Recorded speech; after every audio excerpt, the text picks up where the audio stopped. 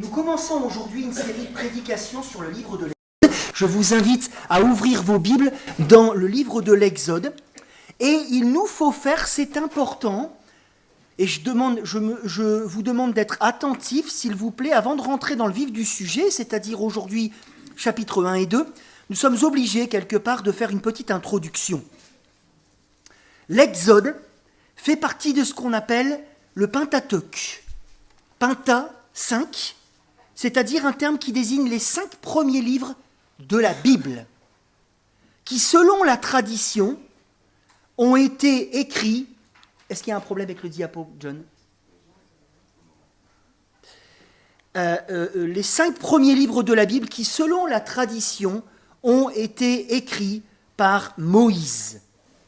Tradition qui s'appuie quand même, j'avais préparé quelques versets à projeter, qui s'appuie quand même sur de nombreuses indications dans ce corpus qui pointent le fait que Moïse mettait par écrit les événements qu'il vivait. Moïse mettait par écrit les événements qu'il vivait. Une origine appuyée par Jésus lui-même, qui parle des livres de Moïse, n'est-ce pas ? Comme dans Matthieu chapitre 19. Bref, Genèse, Exode, Lévitique, Nombre, Deutéronome sont liés ensemble par leur origine, mais aussi parce qu'ils suivent une trame commune. En effet, le livre de l'Exode qui nous intéresse aujourd'hui se présente clairement comme la suite de l'histoire débutée dans le livre de la Genèse. Rappelez-vous, fin du livre de la Genèse, la famille de Joseph, qui fut le premier conseiller du Pharaon quand même, est venue habiter, c'est-à-dire avec 70 personnes, en Égypte, s'installant dans la région de Goshen, pour ceux qui s'occupaient du bétail, n'est-ce pas ? Puis Jacob meurt, Joseph meurt, chapitre 50 de la Genèse, et c'est la fin du livre. Le chapitre 1 de l'Exode se présente comme étant en continuité. En effet, il commence ce livre par rappeler le nom de ceux qui sont venus en Égypte et désire nous renseigner sur magnifique. Oh, je suis comme rassuré. C'est pas que je suis dépendant de la technique, mais j'ai bossé pour ça, n'est-ce pas ? Ça aurait été dommage. Merci de mettre le diapo numéro 2. C'était une belle petite représentation, n'est-ce pas ? Là, c'était les mentions que Moïse, dans le Pentateuque, que Moïse écrivait ce qu'il vivait. L'Éternel dit à Moïse, écris cela dans le livre, pour que le souvenir s'en conserve et déclare à Josué que j'effacerai la mémoire, etc. Nombre, Moïse écrivit leur déplacement. Deutéronome, Moïse écrivit cette loi. Et Jésus qu'il dit, c'est à cause de la dureté de votre cœur que Moïse vous a permis de répudier vos femmes. Au commencement, il n'en était pas ainsi. Bref, tu peux passer l'autre diapo, s'il te plaît. Je vous ai fait un magnifique résumé de l'Exode en introduction, n'est-ce pas ? Et écoutez-moi pour comprendre ce schéma. Le chapitre 1 de l'Exode se présente comme étant en continuité. En effet, il commence par rappeler donc le nom de ceux qui sont venus en Égypte, désire nous renseigner sur la suite de l'histoire de cette famille, en pointant notamment l'accroissement numérique de leur descendance devenue très nombreuse au point de pulluler dans le pays, c'est ce qui est dit au chapitre 1 de l'Exode. Un accroissement qui fait écho à la promesse faite par Dieu à Abraham, merci de suivre, d'être le père d'un peuple nombreux. Genèse 13, Genèse 15. Lisons Exode 1, versets 6 et 7, par exemple. Je vous expliquerai ce schéma tout à l'heure, et de toutes les manières, je l'ai découpé, je l'ai imprimé. Donc ce découpage, c'est moi qui l'ai fait, et j'ai demandé à Sephora de le mettre, parce que bon, elle est douée au niveau de l'informatique, de le mettre sous forme de signet. Donc vous l'avez en résumé, je le mettrai à l'entrée, vous en prenez un chacun. Ne prenez pas pour des gens qui ne sont pas de l'Église, n'est-ce pas ? Parce que je n'en ai pas assez. Priorité à ceux qui sont du triolo. Si jamais après il y a d'autres demandes, j'en ferai réimprimer. Prenez-en un par personne. Vous le mettez dans vos Bibles. C'est un signet qui résume vous le mettez dans le livre de l'Exode, ça résume le message principal de l'Exode pour vous aider à le lire. C'est ce schéma résumé ici. Chapitre 1, versets 6 et 7, regardez. Puis Joseph mourut, ainsi que tous ses frères et toute cette génération-là, donc la suite. Les Israélites eurent des enfants, pullulèrent, ils devinrent très nombreux, puissants, au point de remplir le pays. On apprend également dans cette introduction qu'un nouveau pharaon, verset 8, chapitre 1, jaloux et inquiet pour son pouvoir, s'émit à les persécuter gravement. Mais, et là vous pouvez regarder le diapo, chapitre 2 à 18, Dieu va nous montrer qu'il n'est pas dépassé par la situation, qu'il n'a pas oublié ses promesses envers eux, qu'il va les sauver du joug du Pharaon, et plus que ça, le Dieu de leur père désire qu'ils le servent. On se retrouve au chapitre 19. Il va leur dire, il va leur montrer qu'il désire les libérer, mais plus que ça encore, qu'il désire qu'ils le servent. Il veut faire alliance avec eux, chapitre 20, leur donner une loi, c'est-à-dire les clauses de cette alliance conditionnelle dont ils sont les partenaires privilégiés. Une loi, la loi de Moïse, qui va être développée jusqu'au chapitre 24, puis il ordonnera la construction d'un tabernacle relaté dans les chapitres 25 à 31. Dieu est saint, il veut habiter au milieu de son peuple, c'est ce qu'il a toujours voulu. Il était dans le jardin d'Éden. Malheureusement, le péché est entré, ils ont été chassés du jardin. Il veut à nouveau habiter auprès de son peuple, ce Dieu saint. Mais patatras, arrive l'épisode du veau d'or, qui nous démontre le problème du cœur tortueux des Israélites. Ce qui n'empêchera pas le Seigneur de pardonner suite à l'intercession de Moïse.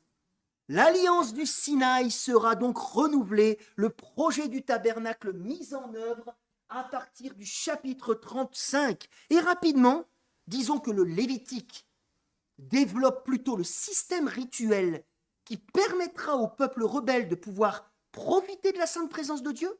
Le livre des Nombres raconte ce qui s'est passé dans le désert après l'année au Sinaï avec la révolte de la génération sortie d'Égypte. Deutéronome, quant à lui, prendra la suite en relatant le renouvellement de l'alliance avec une nouvelle génération qui va se préparer à entrer dans le pays sous la conduite de...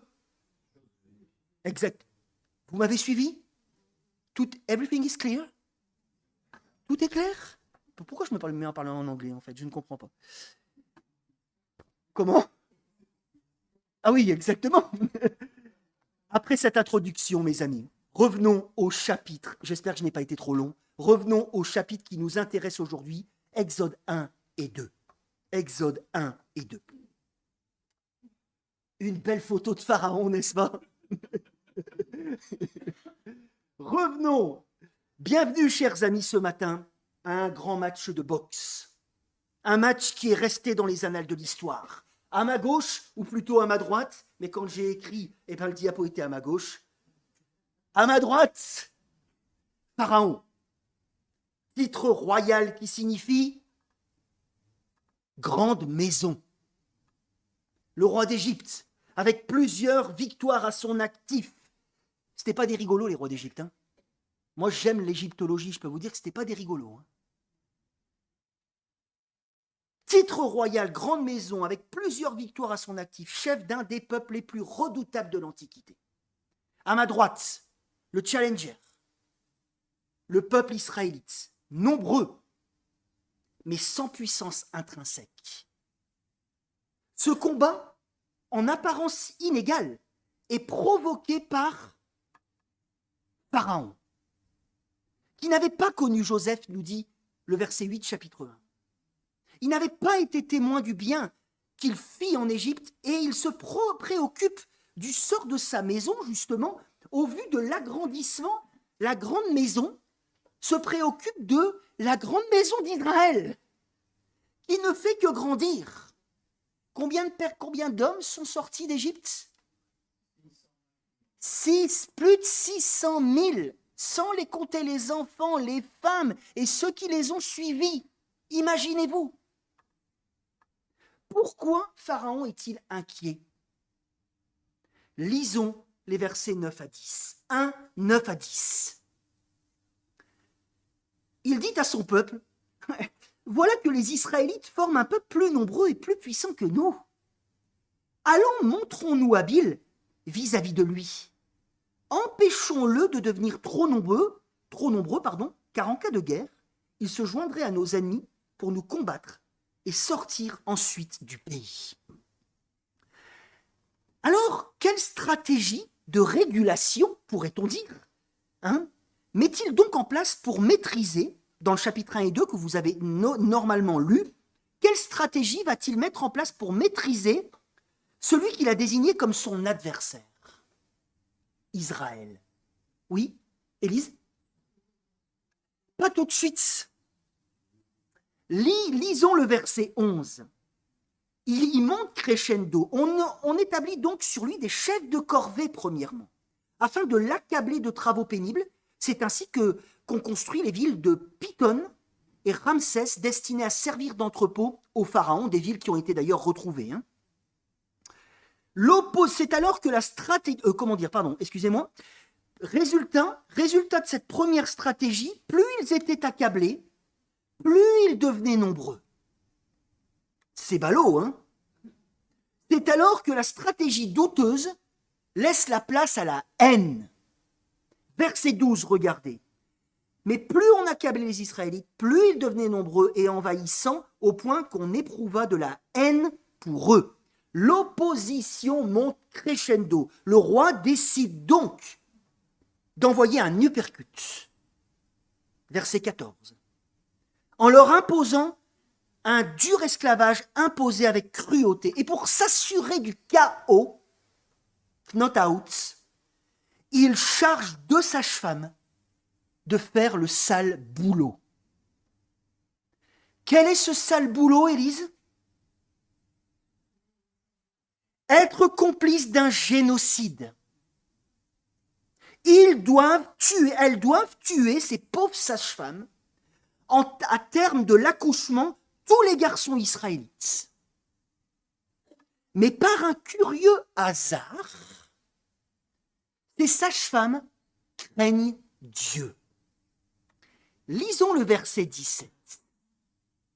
Mais les sages-femmes avaient la crainte de Dieu, et elles ne firent pas ce que leur avait dit le roi d'Égypte, elles laissèrent vivre les enfants. Verset 17. Elles comprennent, mes amis, écoutez bien, qu'elles auront leur responsabilité dans tout ça. Vous savez, parfois on peut croire qu'on n'a pas de responsabilité parce que c'est mon chef qui me dit de faire. Mais elles craignent Dieu et elles se disent non, avec Dieu ça ne marche pas comme ça. J'ai ma responsabilité dans les choses, n'est-ce pas? Et elles décident, et c'est hyper courageux, 17. Elles décident de désobéir au puissant Pharaon plutôt que de toucher aux faibles descendants d'Abraham, et elles seront d'ailleurs bénies pour cet acte, verset 21. Mais le roi d'Égypte est un coriace.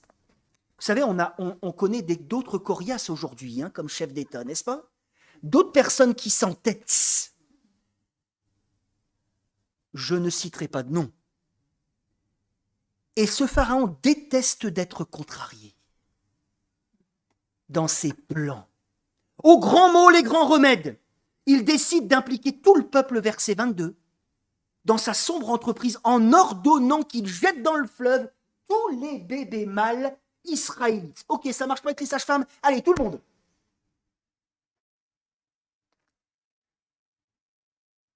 Un plan génocidaire est mis en place au niveau national. Un plan qui n'avait rien à envier à celui des nazis. Et on pourrait se dire à ce stade du récit, c'est cuit. Si on ne connaît pas la suite de l'histoire, on pourrait se dire, bah là, cette fois-ci, c'est les carottes sont cuites. Et pourtant, contre toute attente, qu'est-ce qui va se passer? Et malgré beaucoup de souffrance, n'est-ce pas? Parce que certaines femmes ont dû perdre leurs enfants.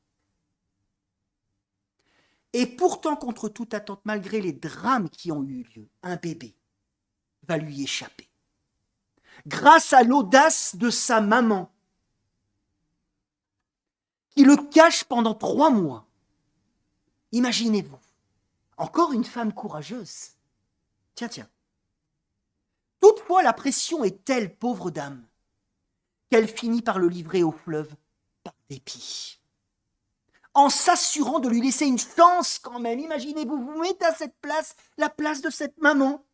En la mettant, elle le met littéralement dans une caisse. Le même terme employé pour l'arche de Noé. Et contre toute attente, encore une fois, il va survivre. Grâce à un sauvetage pour le moins inattendu. Et cette fois-ci, je vous invite à lire une section un peu plus importante. Chapitre 2, versets 5 à 10. Chapitre 2, versets 5 à 10.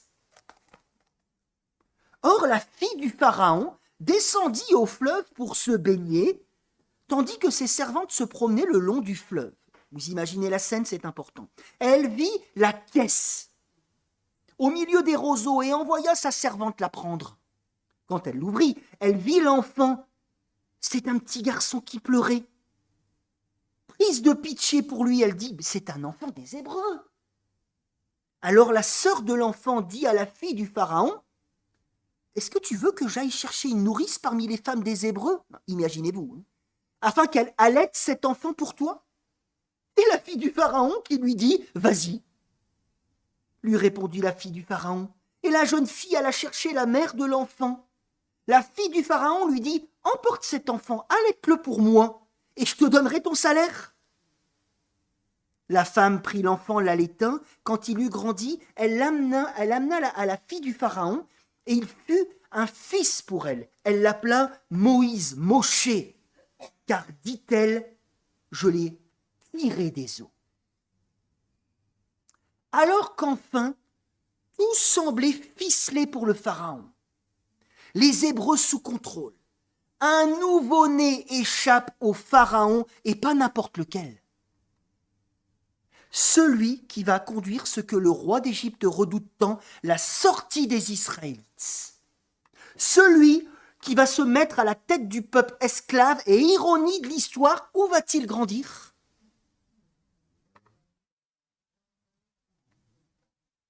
Au palais du roi d'Égypte.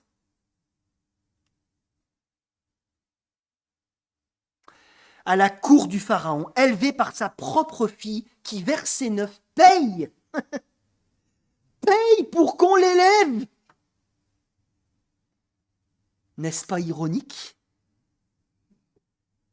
Inexorablement, mes amis, parce que c'est le Seigneur qui est derrière. Inexorablement, quelque chose se prépare en coulisses. Le départ des Hébreux va se faire, malgré la volonté du roi d'Égypte qui va, humiliation suprême, participer activement et passivement à l'exode du peuple de Dieu.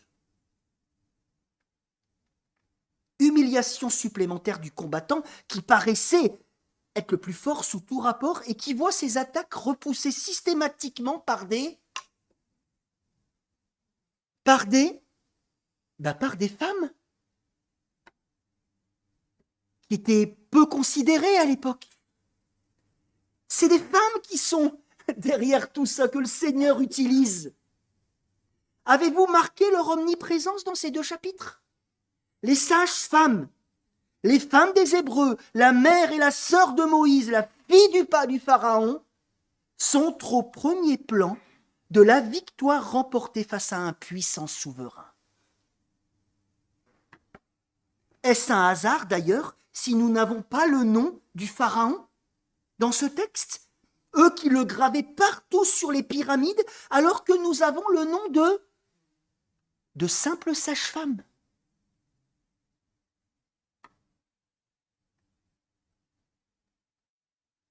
Bref, le plan du grand pharaon est mis à mal et va échouer à cause d'événements improbables, parce que celui qui se trouve derrière tout ça, qui fait ressentir fortement sa présence par ces hasards incroyables, c'est le Dieu d'Abraham qui a le contrôle de l'histoire et qui met en place face au mal qu'il permet des concours de circonstances selon ses voies souveraines pour le bon déroulement de son plan de salut. Alors, conclusion pour ces 2 premiers chapitres, c'est qui le patron?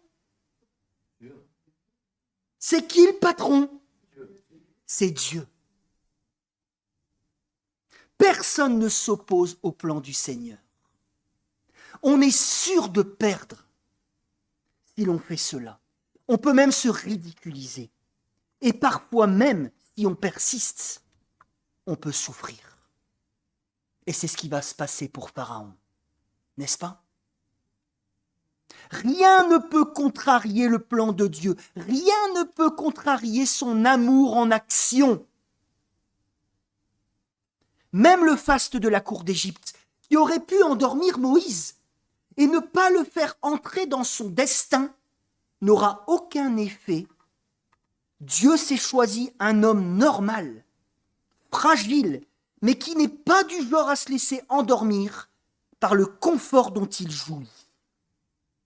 Une fois adulte, il visite ses frères, il est touché par leur sort, à tel point, et c'était risqué parce qu'il allait tout quitter, à tel point que d'un coup de sang, il tue un Égyptien.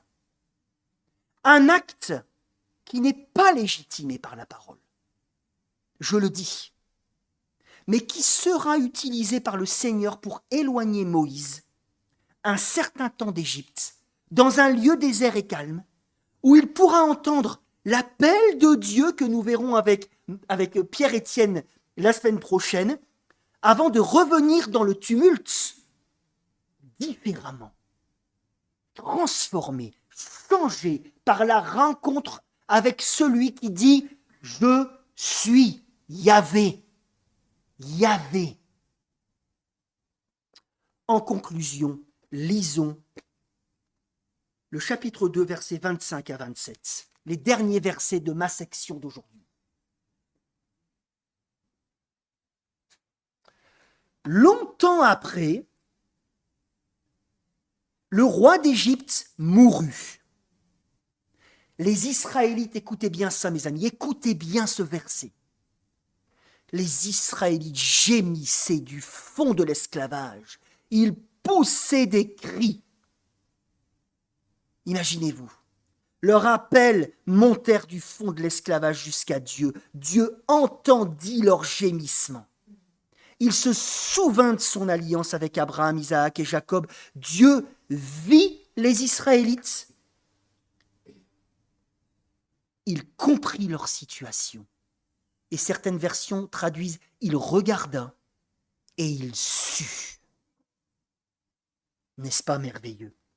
Mes amis, mes frères et sœurs, étudier l'Exode, c'est partir à la découverte du Dieu de la Bible. Et donc logiquement de sa volonté. Et en ce sens, ce livre est particulier, tant il intensifie par rapport à la Genèse les révélations sur l'Adonai du livre de la Genèse, le Seigneur. Nous savions par exemple que Dieu était tout-puissant. Genèse chapitre 17, El Shaddai, Dieu tout-puissant. Mais l'Exode, et on le verra ces prochaines semaines, ne met-il pas en exergue ce livre, en avant, que Dieu agit selon un plan qu'il déroule, en y incluant le mal dont il n'est pas l'instigateur, d'une manière totalement souveraine et quelque peu étonnante pour nous, selon sa volonté, pour sa gloire, à la faveur de son peuple, malgré les apparences parfois trompeuses. Et on pense à la croix, par exemple. Oui, la volonté de Dieu, c'est la croix pour nous sauver. L'Exode manifeste aussi puissamment la fidélité de Dieu. Il se souvient toujours de ses engagements envers ceux qui lui font confiance. Il est un Dieu, verset 24 aussi, qui entend. Il entend nos souffrances, les souffrances des siens qui sont dans l'attente de ses promesses. L'auteur ne veut pas dire ici que Dieu a compris à ce moment-là. Ah tiens, oui, je me rappelle, les Israélites, ils étaient sympas en fait. Non. L'auteur ne veut pas dire que Dieu a compris à ce moment-là quelque chose qu'il ne savait pas, mais que le Dieu transcendant, qui est au ciel, qui règne au ciel, est aussi proche de nous, qu'il voit, qu'il est touché par les souffrances de son peuple sur cette terre, que Dieu compatit, que Dieu comprend, qu'il voit profondément. Il regarde et il sait. Voilà ce que veut dire ce verset. Dieu nous regarde profondément, il voit et il sait. Et il agit, et il agit. Dieu est transcendant, mais il est aussi immanent, c'est-à-dire qu'il agit dans sa création en son temps. D'ailleurs, la notion du Dieu sauveur d'un peuple apparaît, écoutez bien, apparaît de manière magistrale dans ce livre. En effet, le terme rédemption et rachat font leur apparition dans ce livre. Chapitre 15 avec le cantique de Moïse. Rédemption et rachat font leur apparition. Bref, et j'espère que vous êtes passionnés comme moi. Ça va, vous tenez là? Mes chers frères et sœurs, nous ne sommes pas israélites, n'est-ce pas? Enfin, peut-être pour certains, mais la majorité non. Nous ne sommes pas esclaves en Égypte. Nous ne sommes pas sous la loi de Moïse. Non, personne. Mais nous qui soupirons également, de bien des manières, et qui sommes dans l'attente des promesses du Seigneur, de son retour. Soyons sensibles à ce que ce livre va nous dire ces prochaines semaines sur notre Dieu. Alors, quels sont nos soupirs d'aujourd'hui? Oh là, si vous me dites que vous ne savez pas, là, je pars. Quels sont nos soupirs aujourd'hui? Eh bien, pensons par exemple à nos frères et sœurs persécutés dans le monde, qui subissent les coups des dictateurs d'aujourd'hui, de régimes inspirés par le diable. Mais je pense aussi à toi, par extension, qui souffre d'une maladie psychologique, physique, qui souffre peut-être aussi à cause d'une situation oppressante dont je n'ai pas connaissance, qui souffre du rejet de tes proches, à cause de ta foi. Je parle à toi aujourd'hui, qui souffre de voir l'apparente victoire du mal dans le monde. Si vous achetez les journaux, moi j'achète souvent, j'aime bien le journal, mais je suis atterré de voir toute la corruption de partout. Ça me fait soupirer. J'en ai acheté 2 cette semaine. Ça ne parle que de ça. Des gens qui prennent du pognon et qui mettent à mal leurs valeurs. Ça me fait tellement soupirer. Toi qui es découragé par les maux peut-être aussi de la vieillesse. Toi qui es découragé, qui soupire d'une situation de couple difficile. Et oui, il y en a aussi dans l'Église. Faut se réveiller. Toi qui soupire à cause d'un deuil terrible. Moi, j'ai vécu un deuil dans ma vie. Et j'ai tellement soupiré. Toi qui soupires d'une solitude peut-être pénible. Toi qui soupires de problèmes familiaux décourageants. Qui soupires de voir les pays pauvres rester dans leur pauvreté à cause de personnes qui s'en mettent plein les poches. Tiens bon par une juste vision biblique de ton Dieu qui ne change pas. Accueille la parole qui nous dit que Yahvé n'est pas absent de nos situations. Yahvé n'est pas dépassé, il est souverain, il est présent, il agit de manière bienveillante envers son peuple, même si parfois, oui, je le sais mes amis, même si parfois cela passe par des chemins qui me laissent perplexe parce que je ne vois pas l'envers du décor. Il agit selon ses voies, il agit selon son temps, il agit selon des moments qui me dépassent, mais toujours selon un projet bienveillant. Amen. Ah, vous l'avez dit d'un seul cœur là, c'est bien. Accrochez-vous à ces réalités fortes de ce que nous avons lu ce matin et dans la perspective de la suite de la révélation, à la lumière de l'œuvre du Christ, de la nouvelle alliance qui nous a démontré, mes amis, n'est-ce pas vrai, sublimement tout l'amour de Dieu lorsqu'il est venu en chair par le Fils pour résoudre le problème fondamental de l'humanité, cette fois-ci tout entière, pas que pour les Israélites. Et d'ailleurs, Jésus qui a été lui aussi poursuivi par un dictateur, Hérode, petit, n'est-ce pas? Lui qui est venu par le Fils dans notre misère, afin de libérer les croyants, cette fois-ci non pas du Pharaon ou de l'Égypte, mais de l'esclavage du péché, de la mort et du pouvoir du diable. Hébreux chapitre 2. Alors, mes amis, haut les cœurs. Pour ceux qui placent leur foi en lui, ce n'est pas cuit. Les carottes ne sont pas cuites. Dieu nous aime. Dieu voit. Dieu entend. Dieu agit. Dieu sauve. Il l'a fait puissamment en Jésus-Christ, un salut dont nous goûtons déjà les prémices, mais c'est vrai, comme dit Paul dans Romains 8, nous soupirons encore d'être ici-bas, n'est-ce pas? Mais il va venir bientôt. Il va revenir bientôt et il nous conduira, puisque nous sommes, nous, dans un nouvel exode spirituel. Nous nous dirigeons vers la cité céleste, n'est-ce pas? Il nous conduira dans le pays promis, non pas Canaan, mais Sion.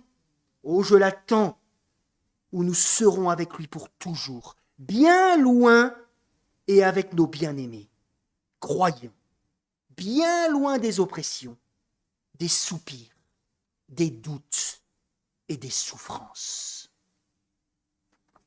Amen. Eh bien, j'espère que vous êtes réjouis. J'espère que vous êtes encouragés. Vous l'êtes. Nous allons donc célébrer la scène. Parce que la scène, mes amis, c'est le souvenir de tout l'amour de Dieu pour nous. Le souvenir que Dieu voit, que Dieu entend, que Dieu agit, que Dieu nous aime et qu'il se donne lui-même même pour que nous puissions être libérés de notre péché et en proie à la vie éternelle. Souvenons-vous, et j'appelle ceux qui vont maintenant distribuer la scène, c'est-à-dire, Hugues, tout est prêt? Benjamin, Thérèse et mon épouse. Très bon choix. Je valide. Célébrez cette scène en vous souvenant que ce pain symbolise que le Christ, le Fils de Dieu, est venu il y a 2000 ans sur cette terre. Son corps a été brisé et que ce vin ou ce jus de raisin symbolise son sang qui a coulé à la croix pour que nous puissions être pleins d'espoir pour aujourd'hui et demain. Alors je vous invite à vous lever pour célébrer cette scène ensemble. Ne prenez pas les éléments tout de suite, nous prendrons, alors ceux qui ne peuvent pas se lever, aucun problème bien évidemment. Et désolé de vous gêner par ça. Nous respectons aussi ceux qui ont des problèmes de santé. Néanmoins, ne prenez pas les éléments tout de suite, je dirai quand nous pouvons les prendre, mais célébrez cette scène, célébrons cette scène tous ensemble dans la joie, la reconnaissance de l'âme pour l'amour de Dieu et sa fidélité. Amen. Vous pouvez y aller.